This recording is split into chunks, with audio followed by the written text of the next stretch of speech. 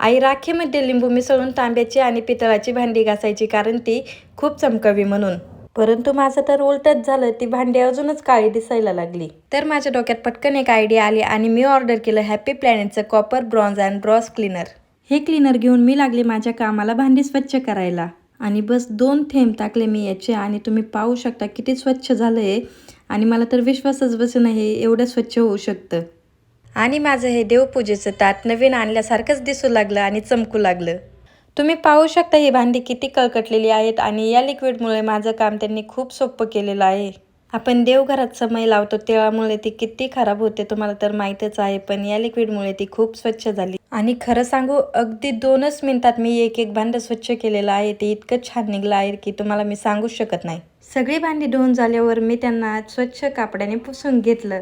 आणि मला विश्वासच बसेना की ही भांडी एवढी चमकत आहे की जशी मी नवीन मार्केटमधून आणली आहेत. जर तुम्हाला सुद्धा या प्रोडक्टची लिंक हवी असेल तर कमेंटमध्ये लिंक टाईप करा. सगळी भांडी चमकतील आता फक्त 200 रुपयामध्ये. आणि ही कमाल आहे happy planet copper bronze and brass क्लीनरची. तर वाट कसली बघताय, लवकरात लवकर कमेंटमध्ये जाऊन लिंक टाईप करा.